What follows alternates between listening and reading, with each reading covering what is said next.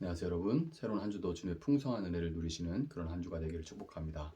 오늘 본문은 역대상 7장인데요. 이번 주부터 이제 개역 개정이 아니라 표준 세번역으로 본문을 읽어드리도록 하겠습니다.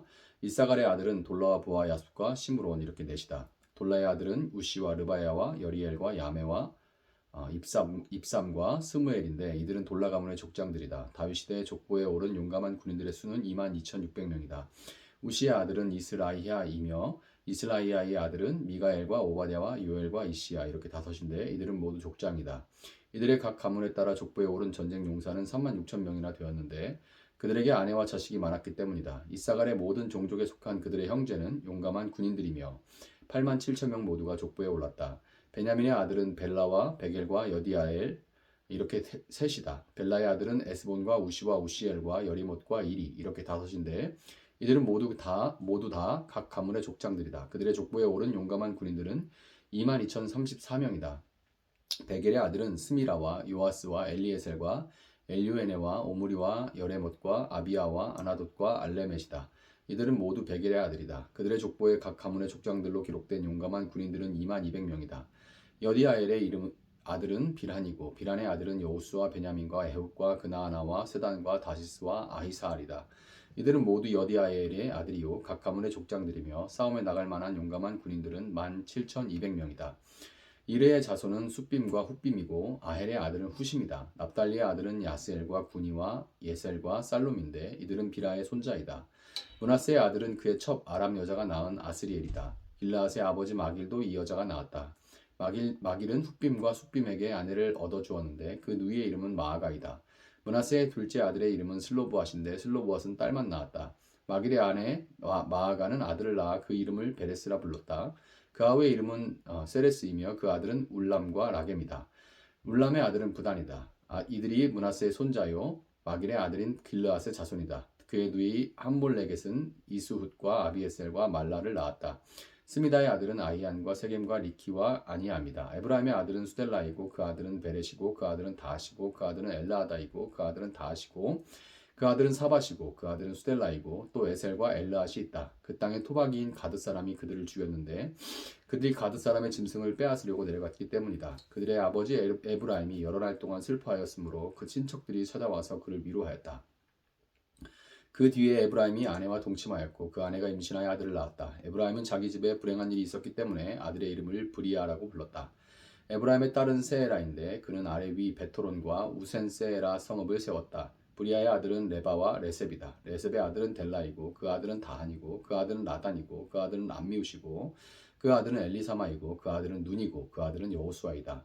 에브라임 자손의 소유지와 거주지는 베델과 그 주변 마을들과 동쪽의 나아란과 서쪽의 게셀 및 그 주변 마을들과 세겜과 그 주변 마을들이며 또 아사와 그 주변 마을에까지 이른다. 벳산과 그 주변 마을과 다하낙과 그 주변 마을과 무깃도와 그 주변 마을과 돌과 그 주변 마을과 므낫세 자손에게 돌아갔다. 이 여러 곳에 이스라엘의 아들 요셉의 자손이 살았다. 아셀의 아들은 임나와 이스아와 이스위와 브리아이며 그들의 누이는 세라이다. 브리아의 아들은 헤벨과 말기엘인데 말기엘은 비르사이스의 아버지이다. 헤벨은 야블렛과 소멜과 호담과 그들의 누이 수아를 낳았다. 야블렛의 아들은 바삭과 빔할과 아스와시니 이들이 야블렛의 아들이다. 소멜의 아들은 아히와 로가와 호바와 아람이다. 소멜의 아우 헬렘의 아들은 소바와 임나와 셀레스와 아말이다. 소바의 아들은 수아와 하르네벨과 수알과 베리와 이무라와 베셀과 훗과 사마와 실사와 이드란과 부에라이다. 예델의 아들은 여분네와 비스바와 아라이다. 울라의 아들은 아라와 한니엘과 리시아이다. 이들은 모두 아셀의 자손으로서 각 가문의 족장들이요 뽑힌 용감한 군인들이요 지도자급 족장들이다. 싸움에 나갈 만한 군인으로서 족보에 오른 사람의 수는 26,000명이다. 아멘. 자, 오늘 본문에는 이제 이사갈, 또 베냐민, 납달리, 므낫세, 에브라임, 그리고 아셀 자손의 족보가 기록되어 있습니다. 열왕기가 그 특성상 왕들의 치세와 또 그 왕들의 치세를 신명기 28장에 따라서 그 왕들과 그 왕들의 치세가 신명기 28장에 따라서 율법에 순종했느냐 그렇지 않느냐의 관점에서 복과 저주로 그렇게 평가를 했는데 그 평가를 그렇게 하는데 집중을 했죠. 그것에 비해서 역대기는 남왕국 유다가 바벨론에 멸망한 후에 다시 이스라엘 땅으로 옛 땅으로 돌아와서 나라를 재건하는 상황에서 그 민족의 정체성과 그 사명을 밝히는데 역대기는 더욱더 집중을 하고 있습니다. 그래서 그 목적이 다르기 때문에 같은 역사지만 그 역사를 해석하고 평가하는 데 있어서 조금 다른 거예요. 이사갈, 납달리, 므낫세, 에브라임, 아셀 지파는 북왕국 이스라엘에 속했던 지파들입니다.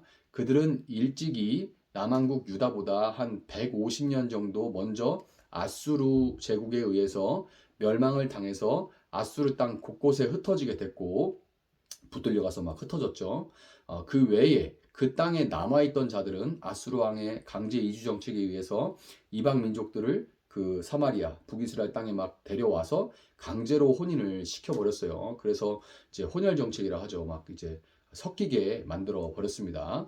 자, 그래서 그 땅에 남아있던 자들까지도 이렇게 이제 아수르 제국에서 했기 때문에 기록이 그렇게 많이 남아있지도 않고 이런 자료를 찾기도 참 쉽지 않았는데, 그럼에도 역대기 기자는 굳이 북왕국에 속했던 지파들의 족보까지 다 찾아서 기록을 하고 있어요.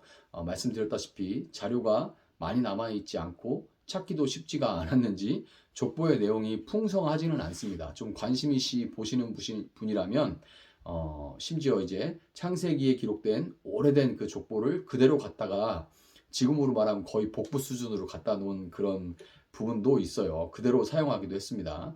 그럼에도 이 짧은 족보에는 굳이 북왕국에 속한 지파들의 족보까지 굳이 어렵게 찾아서 기록한 역대기 기자의 신학적인 의도가 담겨 있습니다. 지금 이거를 쓰고 있을 때는 창세기는 아주 옛날 얘기예요. 지금 이제 바벨론의 포로로 잡혀 있다가 돌아와서도 한 100여 년이 지난 시점에서 지금 역대기가 기록이 되고 있으니까 이제 망했던 나라에 다시 돌아와서 그 땅에 돌아와서 자료를 막 수집해서 역사를 기록하고 있는데 이게 쉬운 일이겠습니까? 심지어 그 땅 예루살렘에 있던 유다와 베냐민 지파도 아니고 북이스라엘의 지파들의 그 자료를 찾는 것들이 정말 쉬운 일이 아니겠죠. 지금처럼 인터넷 검색하면 다 나오는 것도 아니고. 그런데 굳이 이거를 찾아가지고 기록을 한 데에는 그 역사가의 역대기 저자의 신학적인 의도가 담겨 있는 거예요. 물론 그 의도를 하나님께서 그 마음 가운데 불어 넣으신 거겠죠. 자, 먼저 이사갈은 야곱이 죽기 전 침상에서 그의 12 아들에 대해서 예언을 할 때 창세기 49장 14, 15절에서 이렇게 말합니다. 이사갈에 대해서 이사갈은 안장 사이에 웅크린 뼈만 남은 나귀 같을 것이다. 살기에 편한 곳을 보거나 안락한 땅을 만나면 어깨를 들이밀어서 잠이나 자고 압제를 받으며 섬기는 노예가 될 것이다. 이게 이사갈에 대한 기록이에요. 야곱의 예언대로 북쪽에서 내려오는 이 적들이 쳐내려오는 길목에 자리하고 있던 이사갈 지파는 자주 침략을 당해가지고 수고로운 삶을 바싹 마른 이 나귀처럼 수고로운 그런 삶을 살다가 끝내 포로로 잡혀가고 말게 됩니다. 그런데 역대기 기자는 본문 5절에서 이사갈의 족보를 마무리하면서 이사갈의 모든 종족에 속한 그들의 형제는 용감한 군인들이며 8만 7천 명 모두가 족보에 올랐다. 그렇게 기록을 하고 있어요. 여러분 이제 지금 제가 말씀드린 거에 의도가 보여지시나요? 이사갈 종족이 비록 뼈만 남은 나귀같이 비루한 삶을 살다가 포로가 되어버렸음에도 불구하고 하나님은 그냥 그들을 잊혀진 지파요 족보로 그냥 내버려두지 않으시고 반드시 찾고 회복해서 다윗과 솔로몬으로 상징되는 하나님 나라에 속한 군대로 만드시겠다 하는 그런 의도를 지금 이 이사갈 지파의 족보에 이 역대기 기자가 담고 있는 겁니다. 물론 그건 하나님의 의도겠죠. 자, 납달리 자손은 어떻습니까? 본문 13절은 납달리가 빌하의 자손임을 부각시키고 있어요. 굳이 빌하의 자손이라고 기록을 하고 있죠. 빌하가 누구예요? 이 야곱이 가장 사랑했던 라헬의 몸종입니다. 몸종이에요. 그러니까 몸종이고 야곱의 정실 부인이 아니라 뭐 첩이라고 이야기를 할 수가 있겠죠. 납달리는 첩의 자손이고 소위 뼈대에 있는 가문의 금수저 가문이 아니라 미천하고 대접받지 못하던 출신이다. 이렇게 얘기할 수 있는 거예요. 아셀의 자손 역시 마찬가지죠. 아셀은 레아의 몸종인 실바의 둘째 아들이었습니다. 그게 아셀이에요. 아셀 지파는 그 분깃이 해변의 자리에서 다른 지파에 비해서 먹을 거는 풍성했습니다. 먹을 거는 풍성했지만 먹고 사는데 지장 없다고 해서 그 신분까지 바뀌는 건 아니죠. 그 역시 보잘것없는 출신이기는 매한가지였어요. 그런데 아셀 지파의 족보 역시 싸움에 나갈 만한 용감한 군인들로 기록을 하고 있습니다. 하나님은 한번 택하신 당신의 백성들을 그들의 지금 모습이 부하든지 빈하든지 그들의 친분과 출신에 관계없이 반드시 그분의 나라로 찾으시고 그분의 나라를 위해서 살아가고 싸우는 용사들로 만들어 가신다는 거예요. 이 의도가 읽혀야 되는 거예요. 한편 이 므낫세 자손의 족보를 보면 그 자손이 크게 길르앗과 슬로브앗으로 나뉘게 됩니다. 길르앗 자손, 슬로브앗 자손 이렇게 나뉘어서 내려가게 돼요. 길르앗은 요단 동편, 요단을 건너기 전 요단 동편의 므낫세 반지파를 대표하고 슬로브앗은 이 요단을 건너서 요단 서편의 므낫세 반지파를 대표합니다. 가나안 정복 이후에 시간이 지나면서 길르앗 땅은 지금의 요르단 땅인 이 암몬의 영향을 받아서 몰록이라고도 하는 그런 우상 이 영향을 받아서 극심한 우상 숭배로 기울어지게 됩니다. 그게 길르앗 지방이에요. 슬로브앗은 아들 없이 죽었지만 그 5명의 밀라, 호르가, 디르가 뭐 이런 이름들이 있죠.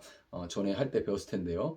이 5명의 딸들이 아버지의 분깃을 요구하고 그래서 하나님께서 모세가 물을 때 답을 해주시죠. 그래서 같은 집안의 남자들과만 결혼해서 그 분깃을 지켜내라. 이런 하나님의 응답이 있었죠. 그래서 그 땅을 지켜낸 얘기로 유명한 것이 슬로브앗의 딸들입니다. 므낫세 지파의 족보를 통해서 우리는 우상 숭배의 죄를 짓고 하나님을 떠났다고 해도 하나님은 포로기의 고난을 통해서 그들을 연단하시고 정화하시고 마침내 슬로브앗의 딸들과 같은 남은 자들을 통해서 하나님의 나라를 확장해 나가신다라는 것을 이 므낫세 지파의 족보를 통해서 또한 알 수가 있는 겁니다. 마지막으로 에브라임은 북왕국이 때로는 그냥 에브라임이라고 불렸습니다. 에브라임이 북왕국의 대표하는 그 지파인 거예요. 특별히 북왕국의 시작인 이 여로보암 왕이 에브라임 지파 출신입니다. 열왕기에서 북이스라엘의 모든 왕들에 대한 평가가 여로보암이 행한 길과 같았더라 이렇게 평가된 것을 보면 북이스라엘을 대표하는 에브라임은 당연히 하나님 왕국에 속한 지파의 명단에서 제거되는 것이 마땅합니다. 그렇지만 하나님은 에브라임을 포기하지 않으시죠. 에브라임에는 여로보암이 있었지만 그 이전에 여로보암 이전에 하나님은 가나안을 정복했던 여호수아를 보고 계신 거예요. 여호수아는 역시 에브라임 출신이죠. 그리고 여호수아는 신약에서는 예수라는 이름으로 불리게 됩니다. 여러분 하나님은 역대기 기자를 감동하셔서 오늘 족보를 통해 우리에게 보여주시듯이 우리의 과거에 비루하고 우상을 따르던 추악한 모습, 미천한 신분을 전혀 기억하지 않으신다는 것을 우리에게 보여주십니다. 오히려 바벨론에서 해방된 것과 같이 예수님을 통해서 죄와 사망에서 해방되어서 하나님 나라에 속하게 된 우리에게는 그 이전의 모든 허물들은 우리의 은혜의 통로요. 그 은혜를 지속하기 위한 장작들일 뿐인 거예요. 여러분 그래서 우리가 죄졌던 것, 우리의 어리석은 모습들, 과거의 모습들, 마치 개구리가 올챙이적 생각 못하는 것처럼 뭐 지금 내가 이 신앙생활 이렇게 오래 하고 지금 조금 사람 구실 조금 한다고 예전 모습을 그냥 없었던 것처럼 잊어버리면 절대로 안 됩니다. 왜 오늘 신앙생활에 오늘 지금의 모습에 만족이 안 되고 뭐 매너리즘에 빠지고 뭐 이렇게 어떤 뜨거움이 없고 마음이 늘 그 뭐 변화가 없고 이러냐면 뜨뜻미지간 것 같으냐면 우리가 이전 모습을 기억을 못하기 때문에 그렇습니다. 다시 기억해야 돼요. 이게 다시금 회복하는 은혜의 장작불 역할을 합니다. 그래서 다시 내가 이전에 이랬었지. 지금 내가 이렇구나. 아, 나는 인식하지 못하지만 하나님께서 정말 많은 것을 바꿔주시고 계시구나. 이런 것들을 인식하기 위한 그런 수단이 되는 거예요. 이전의 모습은. 그렇게 되는 것 뿐입니다. 하나님은 이제 우리를 하나님 나라를 세우고 확장하는 하나님의 군대로 세워가십니다. 군사 훈련이기 때문에 우리 삶이 많을 때 고달플 때가 있는 것이 사실이죠. 그렇지만 여러분, 내 힘과 의지가 아니요 풍성한 은혜와 사랑에 감격한 이 새로운 의지로 그 나라를 위해 싸울 만한 용감한 군대로 군사들로 세워져가는 여러분들이 될 수 있기를 예수님의 이름으로 축복합니다. 잠시 기도하겠습니다. 사랑하시는 하나님 감사합니다. 오늘 북이스라엘, 북왕국 이스라엘의 지파들의 모습을 통해서 하나님 또한 우리에게 이렇게 말씀하여 주시니 감사합니다. 하나님, 그 지파는 얼마든지 잊혀질 수 있었고 찾기 어렵고 기억되지 못하는 사라져버리는 지파들이 될 수 있었지만은 하나님께서는 역대 기자를 통하여서 이들의 족보를 다시금 수집하시고 기록함으로써 또 그들을 군대라 불러주심으로써 한번 택한 하나님의 백성은 하나님께서 절대 놓치지 않으시고 반드시 그들을 회복하시고 그들로 하나님의 나라를 위해 살아가는 군대로 세워가신다는 것을 주님은 우리에게 이 족보를 통해 말씀하시는 것을 봅니다. 우리 자신의 모습을 볼 때 참으로 하나님 실망스럽고 또 고단한 인생길로 참 지칠 때가 많지만 그러나 하나님 우리 인생을 포기하지 않으시고 우리를 이 땅 가운데서 우리 자신을 넘어 하나님의 나라를 위해 살아갈 수 있는 존재들로 하나님께 세워가신다는 것을 믿고 소망 가운데 인내하며 또한 주님이 원하시는 빚으시는 모습으로 변해갈 수 있는 저희들 될 수 있도록 하나님 함께하여 주시기를 원합니다. 감사하며 예수님의 이름으로 기도합니다. 아멘. 오늘 주신 말씀 붙들고 계속해서 기도하겠습니다.